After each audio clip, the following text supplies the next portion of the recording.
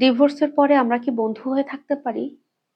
স্বামীর মুখে এই কথাটা শুনে তার দুটো গালে কষিয়ে দুটো থাপ্পড় মারলাম। খুব রাগ হয়ে গেল। কাজে অফিস থেকে বেরিয়ে সোজা আমি আমার বাবার বাড়িতে চলে আসি। বাবার বাড়িতে এসে প্রায় 10 থেকে 15 দিনের মতো কেটে গেল।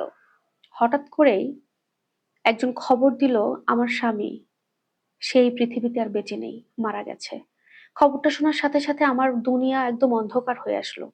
ওকে ডিভোর্স দিয়েছি ঠিক আছে, কিন্তু ওই পৃথিবীতে নেই এটা আমি কেন যেন মানতে পারছিলাম না। আমি কোনো কিছু না ভেবে এক ছুটে আমি আমার শ্বশুর বাড়িতে চলে গেলাম স্বামীর মরার খবরটা শুনে।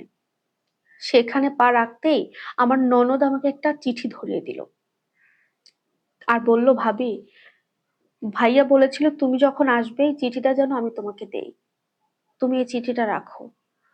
ওর হাত থেকে চিঠিটা খুলে যখন পড়তে পড়তে লাগলাম, আমার দু চোখ ঝরে পানি ঝরছিল। চিঠিতে লেখা ছিল, প্রিয়তমা, তোমার সাথে সারাটা জীবন কাটানোর বড় ইচ্ছা ছিল আমার, কিন্তু সেই ইচ্ছাটা পূরণ করতে দিল না আমার কিছু আপনজন, আমার সৎ মা। তুমি হয়তো জানো না, আমার সৎ মা সম্পত্তির জন্য, টাকা পয়সার জন্য আমাকে ব্ল্যাক ম্যাজিক করেছে। যেটা আমি জানতে পারি অনেক পরে। আমাকে ব্ল্যাক ম্যাজিক করেছে প্রায় 2 বছর আগে। এই 2 বছরের মধ্যে আমি এত অসুস্থ থাকতাম শুধু এই কারণে। ডাক্তার কোনো রোগ ধরতে পারতো না, কিন্তু আমার শরীর খুব দুর্বল থাকতো। আরো বিভিন্ন অসুবিধা যেটা তুমি দেখেছো। যখন আমি জানতে পারলাম আমাকে ব্ল্যাক ম্যাজিক করা হয়েছে, আমার সৎমা করেছে, তখন খুব কষ্ট পেয়েছিলাম। কিন্তু আমি অনেক বড় আলেমের কাছেও গিয়েছিলাম। সে বলেছিল, আমার অনেক লাস্ট স্টেজে চলে এসেছি, এখন সারলেও আমি হয়তোবা আর বাঁচবো না বেশি দিন, কারণ অনেক কিছু আমার নষ্ট হয়ে গেছে, শেষ করে ফেলেছে কালিজাদু করে। আমার সৎমা টাকা পয়সা সম্পত্তি এই সমস্তের জন্য আমাকে ব্ল্যাক ম্যাজিক করেছে।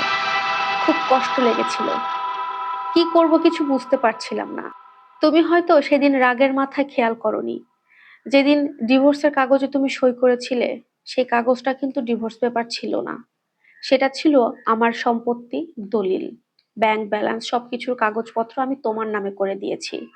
এখন থেকে এই বাড়ি, আমার টাকা পয়সা, ব্যাংক ব্যালেন্স, সম্পত্তি যা যা আছে সবকিছুর মালিক একমাত্র তুমি। তোমাকে আমি সবকিছু উইল করে দিয়ে গেছি। তুমি এতটাই রাগে ছিলে যে কি লেখা আছে কাগজে এটা দেখতেই পারোনি। আমি তোমাকে কোনোদিনও ডিভোর্স করতে পারতাম না, পারবো না কোনোদিন। চেয়েছিলাম সারা জীবন তোমার সাথে থাকতে, কিন্তু আমার স্বপ্ন আমাকে সেটা করতে দিল না। তোমার কাছে একটা রিকোয়েস্ট করব, আর সৎ মাকে তুমি যত দ্রুত পারবে এই বাড়ি থেকে বিদায় করে দেবে। আমি চাই না আমার মতো তোমার সাথে হোক, কারণ সে খুব ভয়ানক মানুষ, কাছে থাকলে অনেক অন্যায় করতে পারে। আরো একটা অনুরোধ, আমার ছোট বোন, ও কিন্তু আমার সৎ মায়ের মতো না, ও খুবই ভালো একটা মেয়ে। সময় সুযোগ বুঝে ভালো একটা ছেলের হাতে ওকে তুলে দিও, ভালো দেখে একটা বিয়ে দিও। এতটুকুই তোমার কাছে আমার চাওয়া ছিল। তুমি ভালো থেকো। স্বামীর হাতের এই লেখাটা, চিঠিটা পড়ে আমার এতটা কান্না করছিলাম আমি, আমার দিক দুনিয়া অন্ধকার হয়ে আসছিল। মানুষটা আমাকে এত ভালোবাসতো, কিন্তু আমি বুঝতেই পারিনি কখনো। এখন শুধু আফসোস হয়, যদি তাকে একবার ফিরে পেতাম, তার পা দুটো ঝুরে ক্ষমা চাইতাম তার সাথে অন্যায় করার জন্য।